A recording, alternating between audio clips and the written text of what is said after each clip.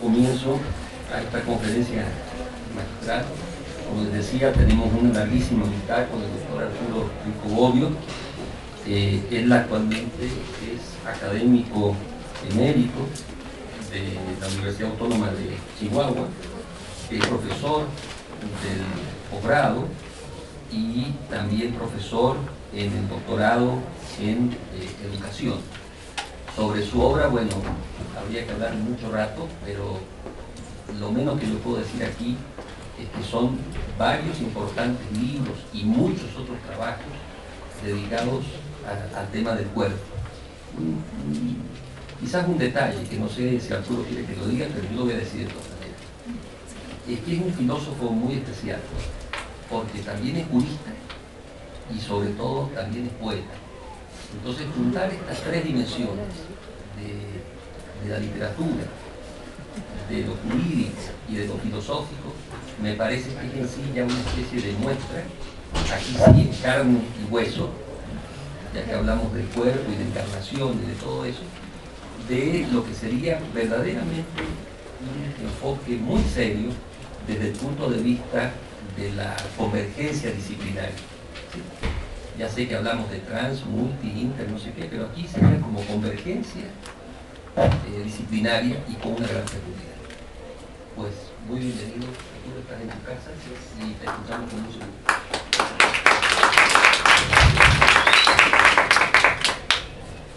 Bueno, primeramente quiero agradecer muy cumplidamente a mi muy buen amigo ya de algunos años, Horacio Cheruti, y a los organizadores de este congreso por la oportunidad de estar con ustedes.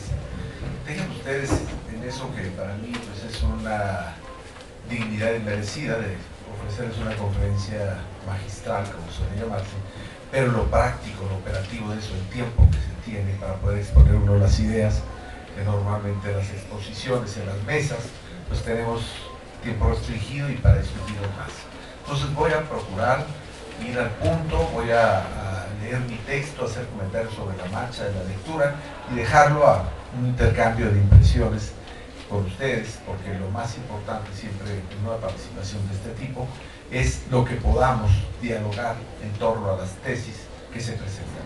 Quiero nada más ponerlos en sobreaviso que, por supuesto, esta es una teoría posible sobre el cuerpo, es mi versión de cómo deberíamos de reconsiderar o reconceptualizar el cuerpo, y aquí doy por entendido ya todo el trabajo que he estado haciendo. Espero que algunas cosas no resulten un tanto cifradas por el hecho de que yo esté dando por sabido que estas posturas ya son bastante difundidas a través de mis libros y varios ensayos. Miren, titulé esta conferencia Las razones del cuerpo, una ética para asumir la violencia. Vivimos hoy en nuestra América la ruptura de las precarias condiciones del equilibrio social, agudizadas como están las desigualdades entre los reducidos sectores privilegiados y los mayoritarios desposeídos. Sueltos los corceles apocalípticos de la violencia, carcomidos los cimientos de la confiabilidad política, encaramos una realidad que no solo nos decepciona, sino que nos arrastra al temor radical sobre el futuro, y a muchos a construir murallas físicas y mentales para una presunta autoprotección y supervivencia. Para quienes intentamos seguir los senderos críticos de la filosofía, en lugar de apacentarnos en los valles del moralismo sentencioso y descalificador, nos resulta evidente que algo está fallando en los conceptos y teorías que guían a los seres humanos. Porque somos una especie que se construye históricamente con y a través del lenguaje. Las palabras son lentes y espejos para interpretar al mundo y vernos a nosotros mismos. Su uso puede ser favorable o desfavorable, atinado o erróneo, llevar al diálogo o a la guerra, exaltar nuestro espíritu de lucha o hundirnos en la depresión. Grave responsabilidad dejar el fiat del verbo humano a merced de ideologías que no admiten discusión, el omitir nutrirlo con sólidas investigaciones históricas y científicas, y sobre todo el dejar de lado el poder transformador que ejercen sobre la lengua tanto la filosofía como la literatura. Si las buenas letras ensanchan el territorio de la lengua, le añaden vocablos y matices, después verán por qué insisto en este maridaje entre filosofía y literatura, crean perspectivas inéditas por el vuelo de la creatividad y la imaginación. La filosofía se erige en el tribunal de los usos y formas del lenguaje, en palabra hecha conciencia y en conciencia de la palabra. Mientras más reflexiva y crítica la filosofía, menos pueden escapar de su examen todo tipo de categorías e interpretaciones. Hueco favor le hacen quienes intentan embridar al quehacer filosófico para que marche al ritmo del trabajo científico. Porque aunque ambas áreas disciplinares se complementan, abordan problemas y tareas distintas.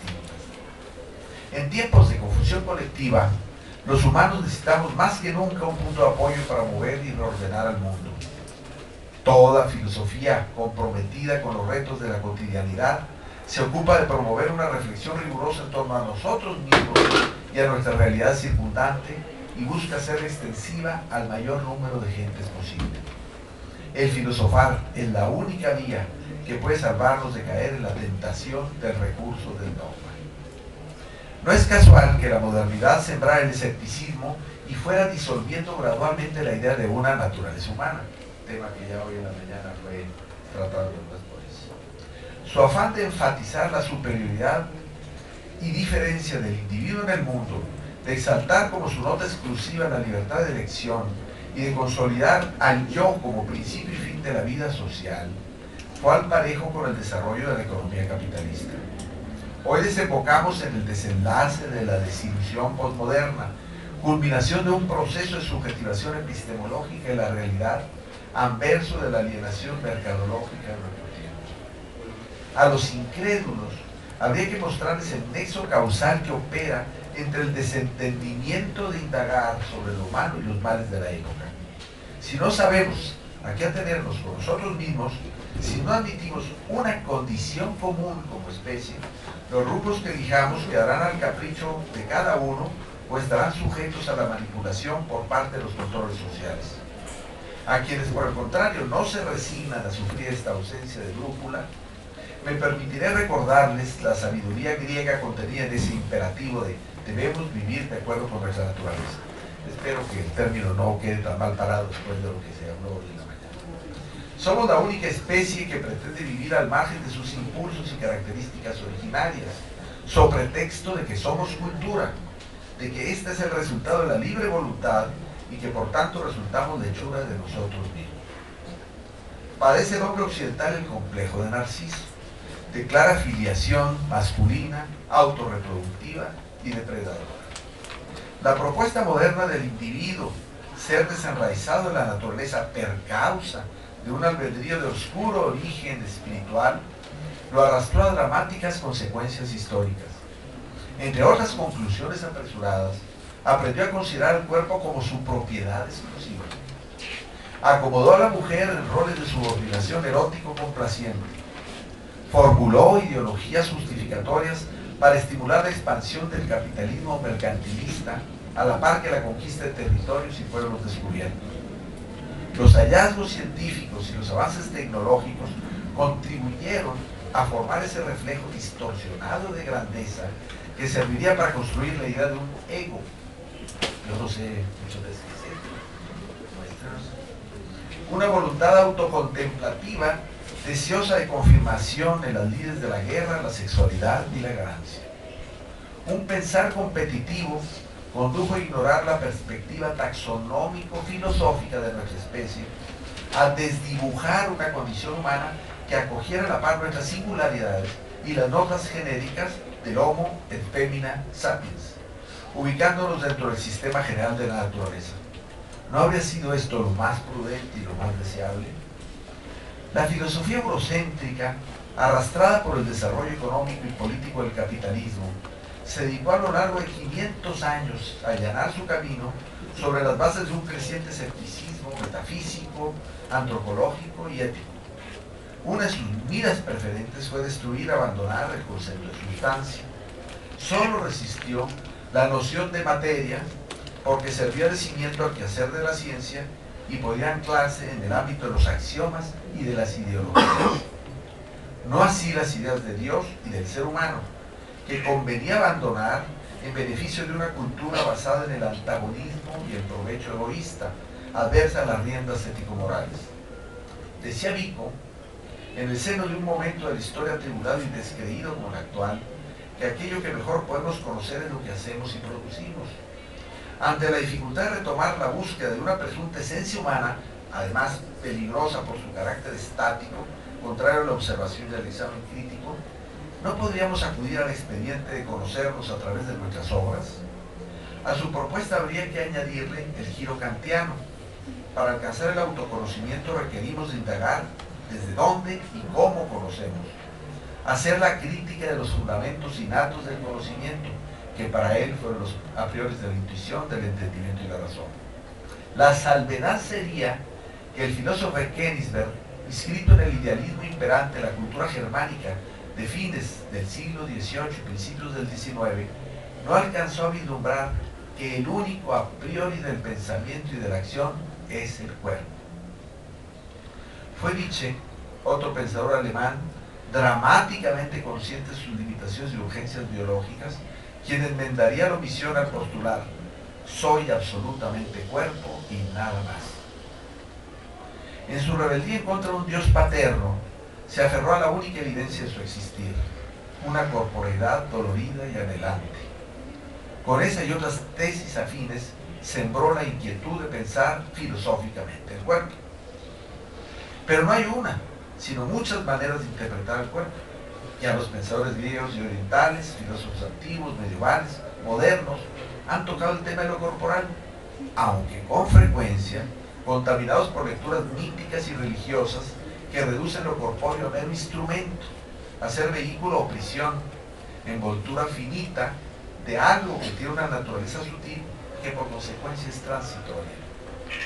La experiencia cotidiana así parecería acreditarlo, porque ante la contundencia de la muerte, todo hace pensar que algo abandona el cuerpo cadáver.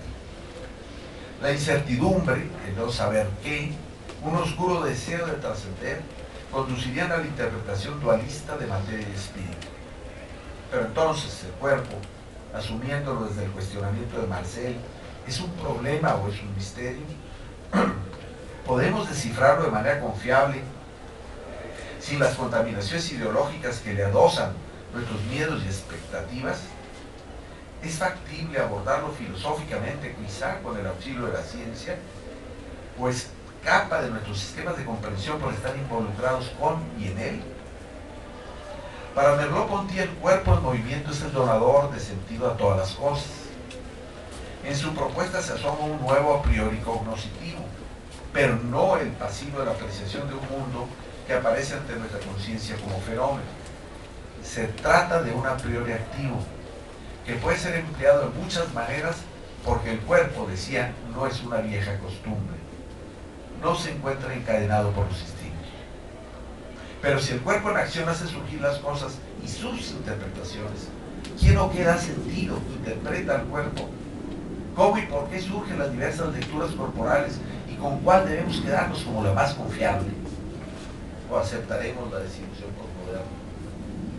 La dificultad de responder estas cuestiones no debe conducirnos al despeñadero de la subjetividad o al escepticismo paralizante.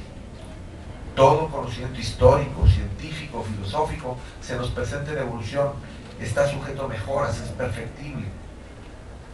Claro que para dar el paso requerido necesitamos sortear las trampas del academicismo filosófico que pide dialogar solo con filósofos, citarlos y cuestionarlos en un abrazo incestuoso, endogámico.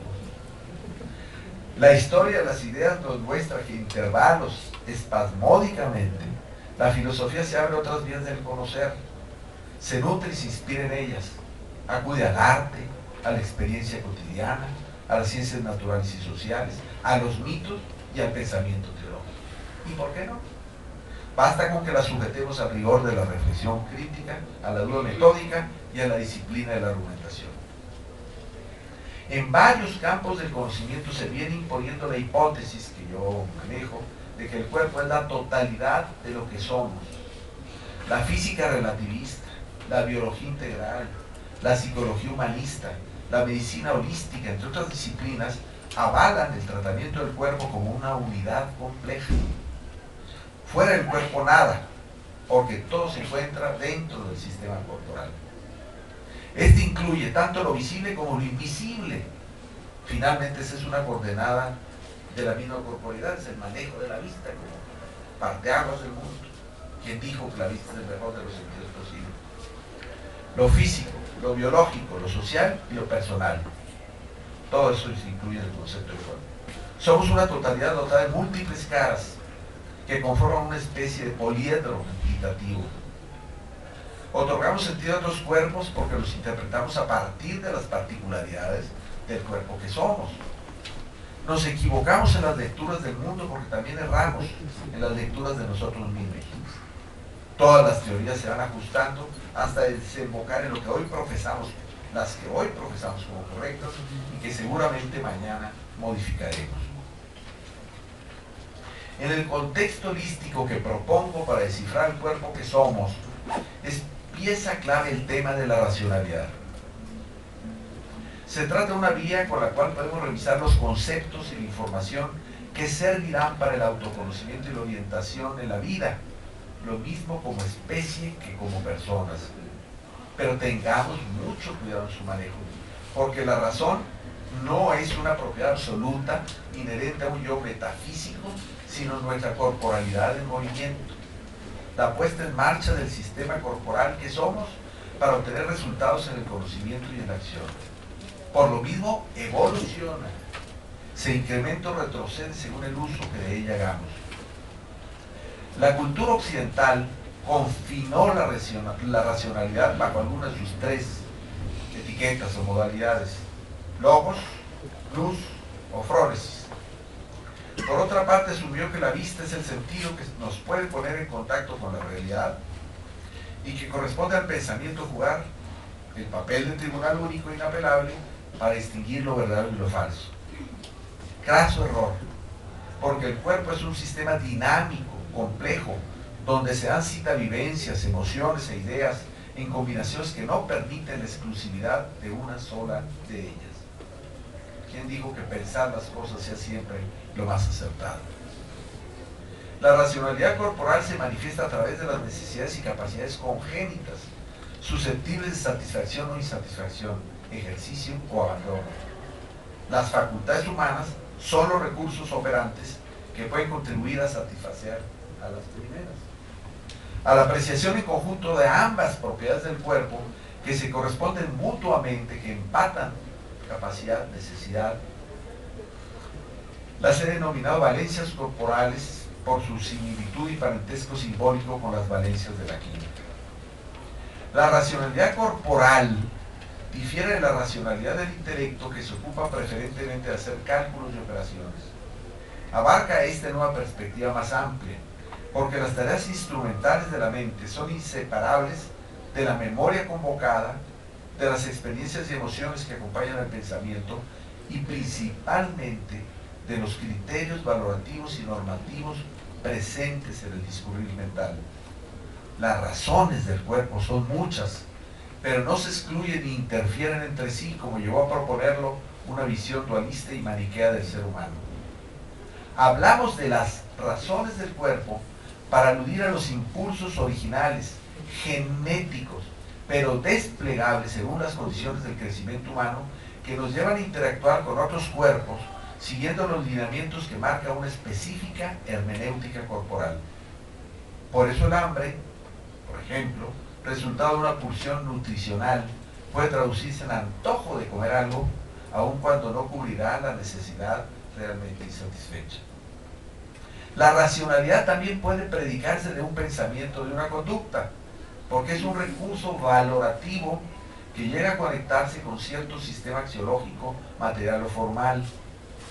Nos interesa, sin embargo, destacar aquella racionalidad que remite al cuerpo que somos para cotejar la congruencia o incongruencia de ideas, actos y objetos con él. Así sucede, por ejemplo, cuando enjuiciamos la irracionalidad de la conquista de América.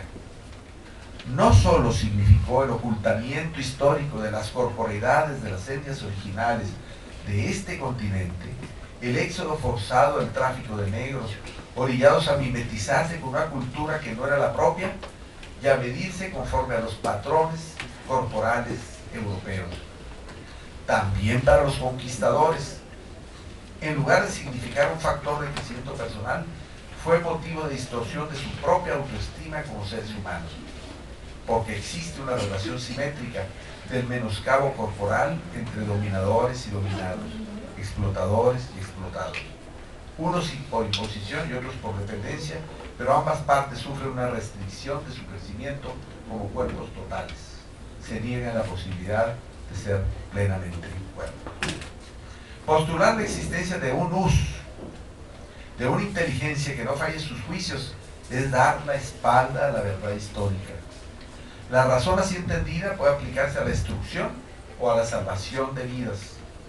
No hay garantía alguna de que el saber se aplique al desarrollo personal y colectivo mientras no se subordine a la sabiduría corporal. De modo semejante pueden señalarse los límites del logos discursivo. La argumentación no debe su certeza solo a la coherencia lógica, sino sobre todo a los alcances de los conceptos empleados, a la solidez de los fundamentos donde el cuerpo marca sus pautas. Remitir el discurso histórico, científico, filosófico al cuerpo que le da soporte es acudir al nivel más profundo de la racionalidad. Merleau-Ponty sugirió este camino cuando aseveró que el cuerpo dota el sentido a todas las cosas, pero había que dar un paso más para establecer la diferencia entre proyectar una falsa ideología del cuerpo, como el sostener que hay razas superiores e inferiores, que fue aval de la conquista, y la propuesta crítica, provisional y rectificable en torno a las notas constitutivas del cuerpo que somos. La frónesis, al juicio, ofrece una perspectiva más recuperable de la racionalidad. Decía el filósofo Stagira que en el ámbito de la acción la prudencia es virtud principal. Para la filosofía del cuerpo, el saber prudencial es aquel que enraiza en nuestro autoconocimiento como cuerpos. A partir de él decide, y no en base al capricho de un albedrío sin raíces. Sobrada razón tenía Sócrates al postular que la virtud es conocimiento. El discernimiento de nosotros mismos es condición de leticidad, pero no procede a enarbolar una visión fragmentaria del ser humano que solo reconoce aquello que presuntamente es exclusivo de nuestra especie corporal. El compromiso racional con el cuerpo que somos nos conduce a reconocer y estimar en nosotros valencias que tenemos en común con otras formas corporales de la vida. El reconocimiento de las semejanzas debe preceder al apunte de las diferencias. Así nos ubicaremos en estrecho abrazo con otras especies de cuerpos, tendremos la disposición para aprender de ellos e hilaremos finos con las similitudes y diversidades entre los cuerpos. Además, descubrimos los lazos de solidaridad que unen a humanos y no humanos como deudores y contribuyentes a la causa común del mundo. La razón práctica kantiana avanzó un tanto en la dirección señalada. Lástima que quedó entrampada en los vericuetos del idealismo alemán descarnado y subjetivo. No es factible postular una razón absoluta que legisla desde el mirador de la infalibilidad. La ley moral no puede ser el resultado de una aprehensión a priorística. Occidente entero se abrazó sin arrepentimiento alguno a esa soberbia de la razón, y ya sabemos cuáles fueron sus resultados. Desde ahí se erigió juez supremo de pueblos y culturas, negando su singularidad y atropellando sus decisiones. Frónesis transgredida y violada, la razón instrumental hubo de desembocar en la negación de la diferencia, arrastrando nuestra cultura al caos pragmático y autojustificatorio de la posmodernidad. Si los a priori del conocimiento no descansan en la razón, ¿existirá algún otro asidero para proponerlos?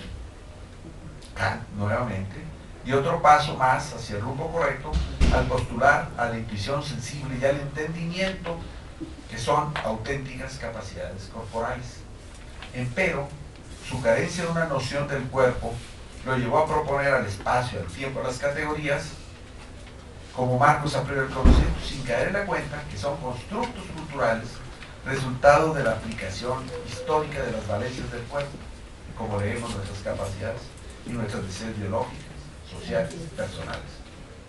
Concluimos así que son precisamente dichas valencias los auténticos a priori del conocimiento y de la acción, los pilares de las nuevas epistemología y ética.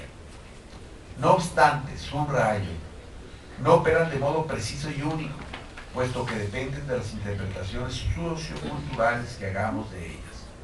En vez de esa tolerancia indiscriminada a la que se nos convoca a veces, de que todas las lecturas son posibles y válidas, tenemos que agudizar nuestro sentido crítico desde el cuerpo, no desde nuestros intereses, para poder realmente emitir un juicio sobre esas interpretaciones y esos modelos y esas alternativas de lectura del cuerpo que somos. A priori corporales cuya eficacia y acierto dependen del autoconocimiento, tal es la opción que nos ofrece la relectura del cuerpo que somos. Una nueva frónesis, una racionalidad anclada en la totalidad de lo que somos. El soporte de una ética más próxima a nuestra condición concreta biosociopersonal, responsable de favorecer nuestro desarrollo, hermanada con la naturaleza y solidaria con los otros cuerpos humanos. Sabemos que nuestro conocimiento del cuerpo que somos desde una perspectiva holística se encuentra inuche, apenas. Falta un largo camino para descifrarlo y traducirlo con categorías nuevas que permitan romper con la tradición analítica y mecanicista occidental. Aunque sepamos que el cuerpo no es algo que traemos puesto, sino un continuum energético, visible en parte, invisible en su mayoría, la inercia de la costumbre en el habla cotidiana nos atrapa. Seguimos refiriéndonos a nuestro cuerpo y tratándolo como motivo de disposición y blanco de nuestra arbitrariedad. Decía que la provisionalidad del conocimiento no es nada nuevo en los ámbitos de las ciencias y el quehacer filosófico. Contamos por lo pronto con varias certidumbres básicas que nos permiten diseñar los lineamientos generales de una nueva ética. Voy a hacer un planeo rápido sobre estas. Me referiré a ellas como las facetas o caras distintas de esa especie de poliedro único corporal en constante transformación e intercambio con otros cuerpos. Bueno, para una mirada física, que sería la primera aproximación al cuerpo que somos, accesible por medio de una tecnología avanzada, el cuerpo que somos es un subsistema energético semicerrado. Antes que se detecte lo más característico del cuerpo humano, su conciencia reflexiva, aparecemos como una estructura de energía, en gran parte invisible, que rebasa por completo la vieja noción de la materia. Rotos los conceptos tradicionales de espacio y tiempo de la física newtoniana, es factible imaginar el constante flujo de energía que entra y sale del campo magnético que nos delimita, se conserva y cambia, el cual permite que tengamos una forma corporal perceptible. Desconocemos todavía mucho acerca de su origen, su comportamiento y su destino. Contamos de manera limitada y provisional con los estudios biológicos, físico-químicos y sobre todo con las conjeturas de la filosofía y de la religión orientales. También las occidentales, yo me inclino a reconocer más aprendizaje. Más accesible es la faceta biológica del cuerpo que somos, pero cuidado con la visión estática, instituida para los fines pragmáticos de la medicina occidental, que se queda en el inventario de células, tejidos y órganos que aparentemente la conforman, así como la explicación operativa o fisiología de su funcionamiento. La invocación misma de los genes que supuestamente coordinan todos los procesos de la vida es solo una teoría más que ha resultado cómoda para nuestro contexto cultural, pero es costosa la factura que nos pasa en el ámbito de la interpretación del humano. Al privilegiar lo visible, nos predispone a concebir al cuerpo viviente como un objeto al servicio de una entidad inmaterial o, en su defecto, como una máquina compleja cuyo funcionamiento y desaparición final obedece a los principios reduccionistas de la termodinámica. Sin embargo, la vida es mucho más que eso. Es la forma perceptible sensorialmente, en consecuencia con uno de sus propios recursos, la punta de un iceberg corporal que recibe y responde al entorno formado por otros cuerpos. La piel, superficie que toca y es tocada, explora la realidad, se desdobla en las vías sensoriales, permite anidar la caricia y el erotismo, integra los sistemas del lenguaje corporal, expresa el deseo y el dolor, hace posible el acceso de los nutrientes y la salida de los desechos. Cubre a través de sus subsistemas las funciones de la subsistencia y de la procreación y permite el desarrollo de las valencias sociales y personales que arrastra consigo. Porque llevamos a los otros en nosotros mismos. Nuestro origen, la promoción del lenguaje, el tránsito de los afectos y de la información, los proyectos compartidos, la conformación de los cuerpos sociales, nuestra integración en ellos, son parte de las deudas impagables que tenemos con la diversidad humana. Además, nos acompaña y conforma la cultura, acervo de voces, ideas, normas, objetos, que se modifican al ritmo de las aportaciones personales. El cuerpo social es una especie de océano en el que confluye la historia y el trabajo de los seres humanos y donde finalmente quedará depositado el producto de nuestro esfuerzo personal de cada quien. La faceta personal del cuerpo, sumatoria y combinación de la singularidad humana, es faena a perseguir a lo largo de todo nuestro crecimiento. En veces se verá coronada con el éxito de la autorrealización, en otras se truncará la meta del florecimiento de nuestra diferencia por obra de la ignorancia o del entorpecimiento colectivo. De cualquier modo, el otro es origen y destino. Levinas lo expresó muy bien desde su lectura de la tradición hebrea. Todos los cuerpos existen para otros, reciben y aportan algo de su individualidad, pero solo el cuerpo que somos, en la toma de conciencia de nuestra diferencia irrepetible, es capaz de darse voluntariamente sin perderse. Puede aportar su experiencia, su memoria, su sensibilidad, su ímpetu amoroso y creativo, su perspectiva única del mundo, enriqueciendo el patrimonio corporal de los otros, conocidos o ignorados, presentes o distantes en un tiempo que aún no ha llegado, que aún falta por construir. Empero, la distribución de las oportunidades de crecimiento personal no es pareja. Pueblos completos, etnias, clases sociales, individuos y géneros padecen lesiones corporales, dolores físicos y anímicos no resueltos, rencores acumulados, miedos paralizantes, desconocimiento de que puede y debe aspirar a metas personales.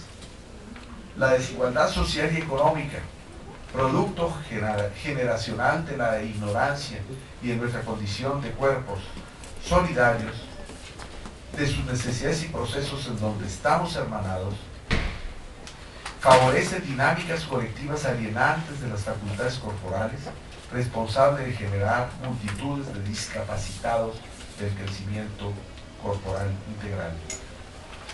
Existe, por tanto, una etnicidad que emerge del reconocimiento de ser cuerpos totales, opuesta a la moralidad pragmática plasmada en el terco afán de la posesión de los cuerpos. Si soy un cuerpo en movimiento, una realidad porosa que siempre va acompañada por otros cuerpos que requiere el otro para más ser, los valores son la expresión de mis valencias corporales, en parte iguales, en parte diferentes a las de los demás.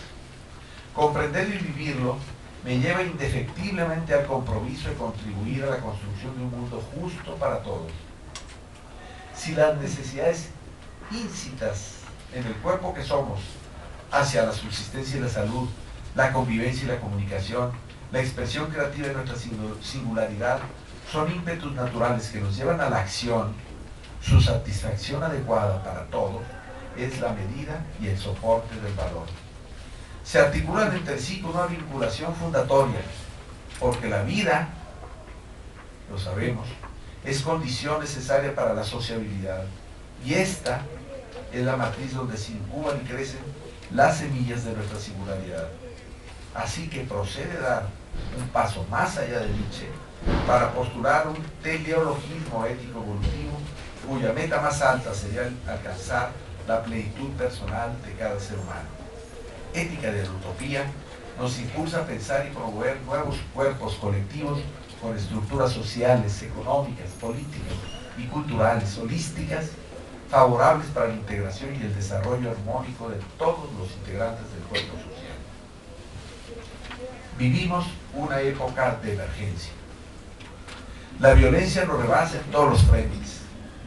Nos acompaña desde el amanecer hasta la noche a bordo de los noticieros, las películas, la calle, el trabajo, la vida doméstica.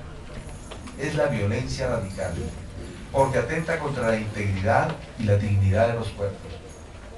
Amenaza con destruirnos, acabar con la especie humana, pero también incide en agredir a corporeidades no humanas que integran con nosotros los ecosistemas corporales. Urge revertir el hinchamiento sociocultural de los cuerpos en el que nos encontramos atrapados. Una lectura errónea del cuerpo reducido de función instrumental se adueñó de nuestras prácticas sociales. La economía imperante es la del cuerpo poseído. Se tasa, vende y desecha en el mercado la fuerza de trabajo. Se alquilan la piel y los genitales para satisfacer el anhelo de otros cuerpos. Se alteran las formas y los ritmos corporales conforme a modelos de control para ganar atención, atractivo sexual, empleo. Se dispone de partes del cuerpo para fines estéticos o médicos como si se tratara de un repertorio de bienes consumibles sin contemplar el conjunto corporal y sus implicaciones sistémicas. Se abandonan cuerpos humanos en los guetos de la miseria o se les inmola impunemente en guerras internas y externas. La mercadotecnia juega con su imagen equívoca para promover el consumo compulsivo de bienes y servicios.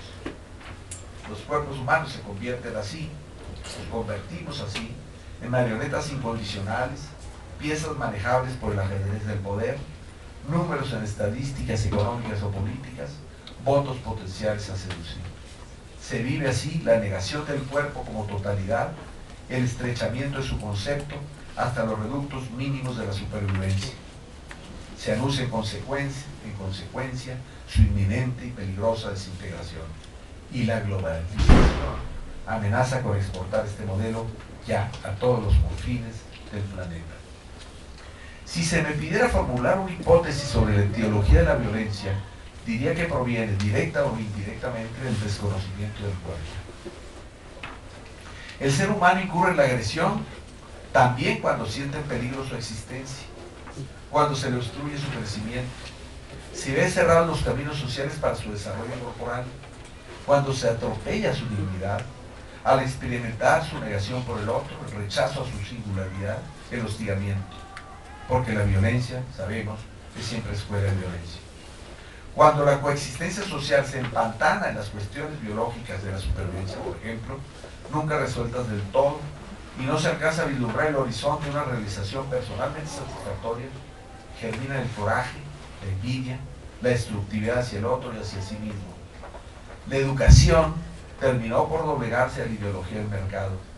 Del ideario incluso de la justicia social pasó a ser entrenamiento para la competencia. Aunque se encubre de alta capacitación para la productividad, se trata de ganar o perder, de ascender socialmente en demérito de los demás, de eliminar institucionalmente al otro, el artista, el inadaptado, el soñador, el homosexual, porque es una interpelación silenciosa en nuestra inautenticidad. Restañar las heridas corporales de nuestros pueblos, que son simétricas entre las personas en lo particular y los cuerpos sociales en su conjunto, requiere de la formulación y siembra del conocimiento de la ética del cuerpo como un espejo que refleje críticamente nuestra realidad. Para no incurrir en los ineficaces discursos moralistas, deberá ir acompañada por un proceso de reconstrucción simbólica de la idea de cuerpo en el que todos participemos. Un buen punto de partida sería estimular el despliegue de la experiencia personal intransferible del cuerpo vivido, reducto de nuestra heterogeneidad. Vivir el cuerpo es una danza, un descubrirnos y sentirnos en el movimiento, percibir interiormente los llamados y las potencialidades del cuerpo que somos. Este nivel de electricidad no formula deberes, pero permite descubrir y apreciar nuestras propias singularidades. Un segundo momento nos remite al cuerpo pensado, producto de un largo camino de compaginación de datos provenientes de la experiencia propia y ajena. para tomarlos como motivo de la reflexión en torno al cuerpo. Imagino un proceso de comunicación dialógica, donde cada quien podría participar compartiendo los hitos de su desarrollo corporal. De hecho, eso he escuchado hoy en la mesa de la mañana. Es aquí donde se inscriben las múltiples lecturas del cuerpo, resultados de la aplicación de distintas y a veces contradictorias coordenadas corporales. La escucha respetuosa de la diversidad corporal que el otro me expresa puede servirnos para prevenir la fácil tentación de generalizar a partir de la experiencia y del pensamiento propio. Pero para evitar caer en interpretaciones fragmentarias, como sucedió con el énfasis occidental en la mirada, vuelta a instrumento de dominación y de conquista, queda el expediente de acudir siempre a la síntesis holística, a la versión del cuerpo total que somos. Si armonizan necesidades y capacidades corporales, propias y ajenas, y compaginan nuestras acciones con el respeto del entorno natural, casa del cuerpo, podremos sospechar que vamos sobre el camino correcto. Como diría seguramente Horacio Cerutti, aquí presente, ante una geografía de injusticia y violencia en que vivimos, nos queda el recurso de enarbolar la utopía como estrategia de lucha política y cultural. Y a esta tarea bien vendría invitar a una ética del cuerpo. Muchas gracias.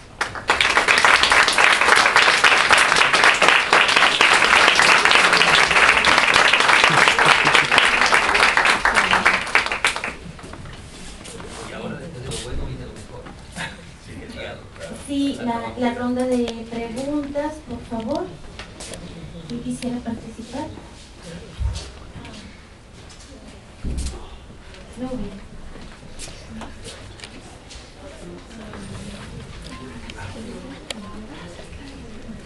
Doctor, usted es especialista también en derechos humanos y frente a esta dramaturgia de terror con los cuerpos descuartizados, y ya sabemos que otros teatros y ejemplos o dramaturgias así para crear pánico y miedo, no solamente en Chihuahua, yo soy de Colombia, pero lo que me llama la atención es la indolencia, la indiferencia de la gente, del común, es decir, el no tener ni siquiera ya un sentido de apego de ese tipo de cuerpos, sino el tomar distancia.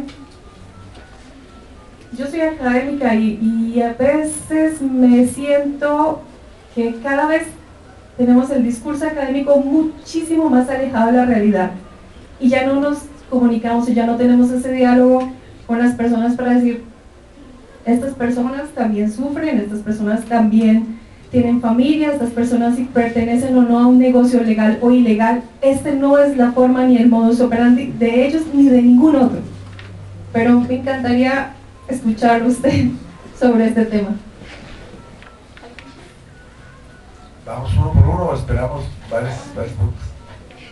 No, gracias. Muchas gracias. Si quieren, también yo ahorita contesto. Bueno, mi nombre es Marisol, yo soy estudiante de Sociología.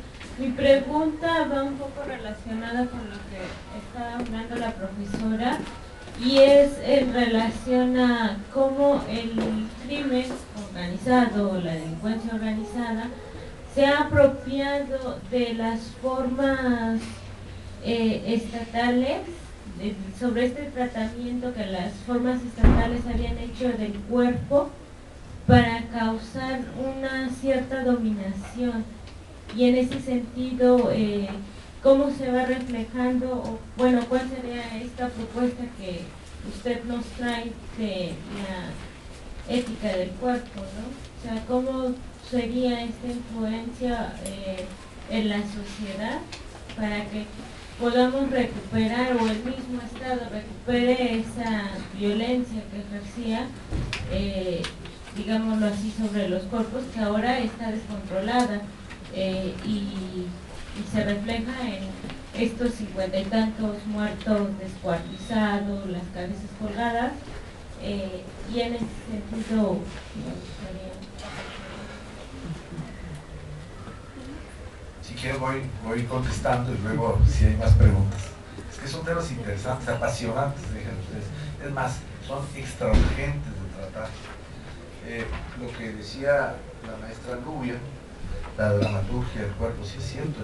Estamos viviendo, si en otras épocas pudimos haber tomado conciencia individual del cuerpo, porque vivimos experiencias de la negación del cuerpo, la mujer, por ejemplo, en la opresión patriarcal, el hijo en la forma como se maneja la relación autoritaria, y así en todos los campos podemos haber tenido experiencias de negación corporal, que son uno de los momentos que nos hacen tomar más conciencia de que somos cuerpos, pero que somos cuerpos integrales, porque no, es una visión de lo más pobre, de lo más limitada, el creer que el cuerpo empieza y termina donde termina la mirada. Es una tontería soberana, ni la ciencia lo puede admitir, pero la cotidianidad lo maneja. Entonces, por supuesto que el menosprecio de los cuerpos humanos es el menosprecio de seres humanos enteros. Y es una bofetada general a la sociedad, porque la sociedad se construye con la aportación de todos. Claro que en un mundo antagonista, donde estamos a la defensiva y donde cada quien lucha supuestamente por realizarse solo, lo cual es una tontería plena, Trinidad nos lo ha mostrado de una manera extraordinaria, bellísima, cuando dice que el destino del hombre es siempre otro hombre. Es una verdad para mí del humanismo más clásico de la tradición hebreo-cristiana occidental. ¿Qué sentido tiene la vida si sabemos que vamos a morir? Bueno, para el que tiene segura su fe en que implica una prolongación más allá de la muerte, bueno, aún ahí yo le diría, pues estate inseguro si no has hecho en esta vida lo que te correspondía en tu corporeidad única, porque no hay otro igual a ti. Entonces no se trata de seguir un caminito reformulado, ni siquiera el cristianismo original lo valoraría y lo validaría, sino seguir un camino personalizado. Ahora, la verdad es que fuera de esa especulación de la trascendencia, que es importante, por supuesto, no la descarto y yo mismo la adopto, pero es aquí y ahora donde la vida nuestra se trunca o se realiza. Y es donde nosotros vamos a dejar la huella de nuestro paso. Pero qué triste, qué amarga experiencia el sentir que nuestras sociedades así aplastan, borran. Es una carpeta mágica donde las vidas humanas se desechan y se olvidan, se ignoran. A mí me impacta la experiencia de tantas que hemos tenido todos los que nos ha tocado vivir la violencia en el México de hoy, la compañera en Colombia también, pues, tan terrible como acá, de un lugar donde cayó un muchacho fuera de una escuela, abatido del narcotráfico, y que su familia o su novia, no sé, le erigió una especie de altar. Eso fuera una escuela. Donde había una planta, ahí puso primero una flor, luego se construyó un pequeño recinto, un lugar, y ahí constantemente aparece la manifestación del amor a la presencia ausente. ¿Por qué? Porque dejó una huella en su memoria, porque está en esas personas, o como Marcel dijo, porque amar a alguien es decir, tú no morirás para mí. Bueno, todas estas cosas del humanismo pleno, de nuestra cultura judeocristiana, occidental, como la quieran llamar, porque no hay que darle adjetivos limitantes, está siendo abatida por esta época de terror. Porque en vez de que nos abrimos a decir es el momento de la solidaridad con los demás y de hacer una causa común, nos encerramos. O sea, para ser mejor casados por la delincuencia organizada, pues vamos a cada quien encastillarse, meterse en su refugio. Y sí, como dijo la compañera muy claramente, Marisol, permitir que el crimen organizado se despache con la cuchara grande, porque son todos los titulares de los periódicos, porque el gobierno obra al ritmo que le fija estas agrupaciones criminales, que además han crecido y han lucrado gracias a la ignorancia de la gente, especialmente los jóvenes, de cómo a través de las drogas se destruye el cuerpo que son. Y cómo ese es un problema que nos han trasladado sociedades desarrolladas, esa que ha sido el verdugo de la cultura de los pueblos bueno, no minoritarios, somos mayoritarios en población, pero minoritarios en poder de los pueblos del tercer mundo, como ellos, como los grandes consumidores de la droga, han creado ese imperio económico de la narcocultura y del narcotráfico. Entonces, bueno, ¿qué es lo que hay que recuperar? El reconocimiento del otro como cuerpo, no permitir el anonimato. Yo creo que lo han hecho muy bien en las luchas de las mujeres, en el caso de los feminicidios, porque no permitir que se borre la memoria colectiva. No es posible que haya tantos muertos, y no porque se diga que unos son los malos y que hay quien diga que bueno que se mueren los malos.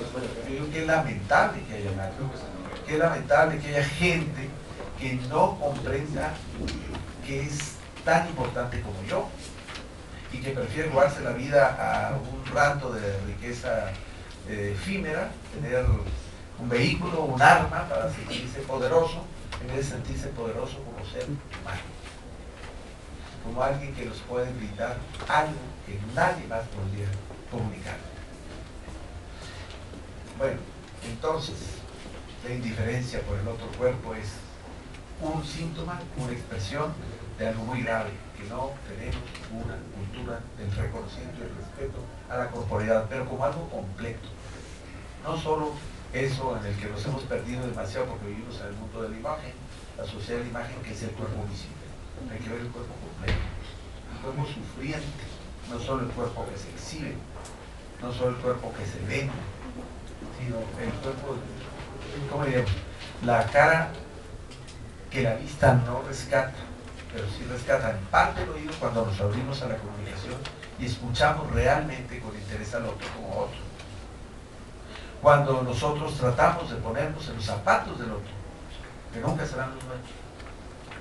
Cuando logramos esa, hablamos de Levinas, esa epifanía, esa manifestación de la diferencia del otro libremente expresada. Pero para eso necesitamos un ambiente corporalmente adecuado. Para eso hay que repensar la sociedad como cuerpo, porque las sociedades también están padeciendo. Entonces, que es un proceso simétrico de negación del cuerpo. Sería el cuerpo en el individuo, sería el cuerpo en la sociedad. ¿Y desde dónde vamos a rescatarlo? Pues por supuesto que desde la sociedad civil, no desde el gobierno.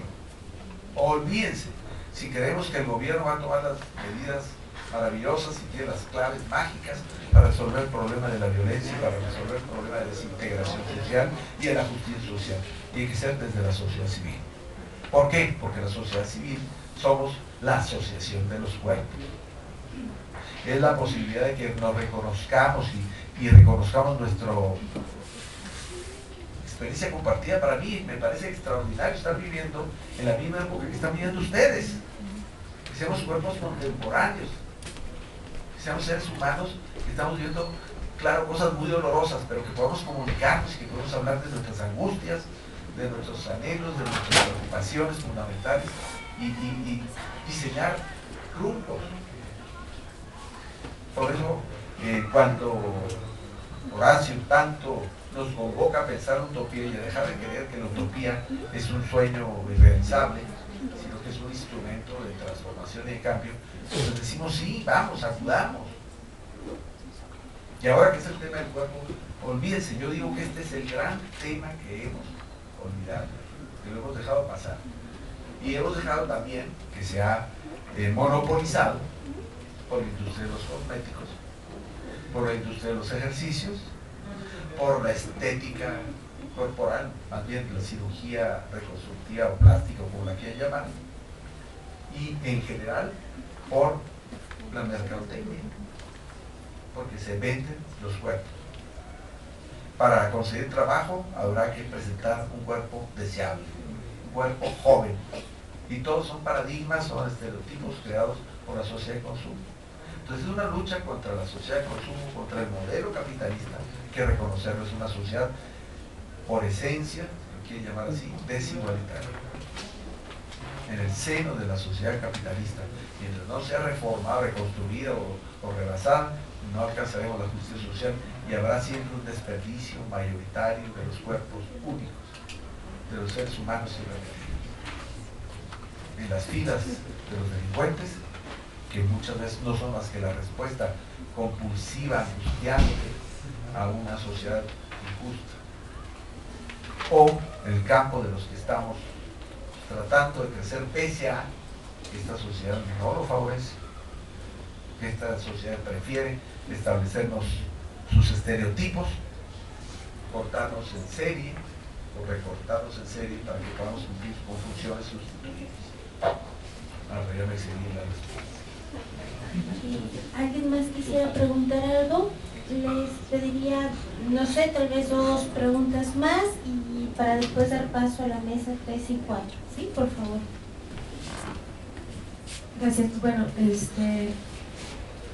hay algo que a mí me inquieta bastante y que creo que tiene que ver con reconstruir nuestra forma de vivir el cuerpo. Primero que nada es el lenguaje, ¿no? Habría que construir un lenguaje distinto que no hable de esa energía en movimiento que somos en tercera persona, ¿no? O sea, ahí ya hay un distanciamiento que es como abismal, ¿no? El lenguaje nos determina la forma en que nos tratamos a nosotros mismos y a nosotras mismas, y entonces creo que desde la reconstrucción del lenguaje podría empezar a construir otra forma de relacionarnos con esto que somos, que es nuestro cuerpo, pero que seguimos hablando en tercera persona, ¿no? Y lo otro también tiene que ver con lo que hablaba sobre los conocimientos, la forma de conocer, ¿no? La forma de conocer occidental, que es de posesión, y otras formas de conocimiento como las orientales, como el budismo, ¿no? Estas técnicas de meditación que van como hacia el autoconocimiento y hacia la experimentación del propio cuerpo, que también se me hace algo que es muy interesante y que es también una herramienta que puede usarse, ¿no? Y bueno, nada más era como un comentario sobre eso. ¿Cuál es su nombre, perdón? Marina. Gracias, Marina. Bueno, yo creo que tiene toda la razón. Lo que pasa es que yo mismo me declaro reo de esa culpa de hablar en tercera persona, pero porque en una conferencia es lo que se espera. Si viene uno a hablarles confesiones personales de mi experiencia del cuerpo vivido, pues a lo mejor sí van a estar más interesados. Pero pasaríamos a otra cosa, ¿verdad? Que es algo así como pues, el momento de compartir nuestra experiencia. Y aquí lo que yo quiero es provocar la reflexión sobre el cuerpo, que ha sido mi motivación fundamental, porque siento que no le hemos dado la importancia que se tiene. Sí se está cada vez manejando más las diversas lecturas del cuerpo, y cuestionando algunas, las lecturas hegemónicas, las lecturas torcidas, porque finalmente pues, el cuerpo manipulado pues fácilmente se le puede endosar una interpretación. Pero necesitamos abrir ese espacio de diálogo, y lo que tiene usted muchísima razón, y yo estoy en esa frecuencia, y por eso de repente me invento nombres y por eso invoco a la literatura. Necesitamos categorías diferentes, porque las categorías tradicionales nos empantanan otra vez, nos trampan en la concepción tradicional del cuerpo como cuerpo instrumento, como cuerpo objeto. Desgraciadamente sí. Bueno, mi nombre es Salvador Salas. Salvador Salas, sí. ¿Qué tanto es la saturación de imágenes de fisiología interrumpida, es decir, de cadáveres, de cuerpos descuartizados, de muertos? O sea, esta saturación, ¿qué tanta anestesia genera en el espectador? ¿Qué tanto se acostumbra uno a ver esas imágenes, ¿no? Cada vez más y más vemos imágenes de este tipo. ¿Qué tanto se genera esa anestesia? ¿Qué tanto somos inmunes a ese tipo de imágenes, a ese tipo de noticias, a ese tipo de eventos? Es cierto, qué terrible que la información produzca, cuando es demasiado abundante, ruido, y el ruido sordera. O sea, igual, nosotros nos saturamos de imágenes de violencia y después ya no vemos. Eso es tremendo, es un efecto lamentable del uso de una cierta facultad humana, que es el defendernos de algo que nos lastima, que nos daña. Pero no es el momento de caer en eso. Yo creo que al revés, deberíamos de aguzar nuestro sentido de dolor, de sufrimiento frente a lo que es impensable. Estamos viviendo lo impensable. Estamos viviendo una guerra sin causas de justicia que dar volar, sin realmente decir estamos luchando por algo que nos va a dar un mundo mejor. Estamos luchando a la defensiva. Bueno, así lucha el gobierno. nosotros estamos entre los dos fuegos. Y desgraciadamente la prensa ha favorecido eso por miedo. Me lo han platicado amigos periodistas, amigas sobre todo, que me dicen, si nosotros empezamos a hablar un poco, dar más información y hablar sobre lo que hay detrás de esta cuestión, pues ya nos avisaron que nos despidamos. ¿Cuántos periodistas han muerto por eso? Entonces, el mismo miedo en los medios de comunicación nos lleva a tratar las cosas por encima, desde la superficie. Un cadáver más, una figura ahí descuartizada. ¿Qué cosa? Yo me pongo a pensar, bueno, ¿y quién es esa persona? ¿Cómo vivía? ¿Por qué el periodista no lo rescata? Porque tiene miedo. Pero no podemos permitir que eso siga siendo así. Tenemos que recuperar nuestra capacidad de dolor con el otro, sufrir con el otro, que nos duela el dolor humano. Pues tenemos tantos medios para enajenarnos, tenemos tantos espectáculos a la mano, tantas películas. La misma violencia se ha vuelto un espectáculo para los jóvenes. Cine que no es violento, que no es apresurado, que no es con muchas emociones, ya no atrae. Entonces, somnífero para la gente. Más el interés político. Porque el interés político es aminorar lo que de alguna manera pone en evidencia la ineficacia de las medidas gubernamentales. Entonces, ¿qué se hace? Vamos a dejarlo como una estadística, como un número más. Pero ese número más es un número menos del potencial humano. Pero además en condiciones que lastiman toda una generación que proviene de esa raíz. Sus gentes, sus parejas, sus hijos, sus amigos, las gentes que de alguna manera van a ser afectadas por el dolor de una violencia inusitada. Yo creo que es algo que hay que pensar y cuestionar y buscar la forma de resolver. Ahí está Internet, es un instrumento importantísimo a rescatar. Yo creo que no le hemos dado toda la calidad que podríamos darle como medio de protesta social, como medio de acción social. Las movilizaciones, por supuesto, nada más que ahí están muy a merced de la presión pública. Pero esos medios de comunicación en donde somos libres, donde no tenemos que acudir a los intereses creados de los monopolios periodísticos o televisivos, bueno, ahí hay un filón muy grande de resistencia civil. Piénsenlo. Pero además tenemos que inventarnos, tenemos que hacer muchas cosas. Lo primero es volver a sensibilizar a la gente para que se sienta como cuerpo, que se aprenda a ver como un cuerpo completo.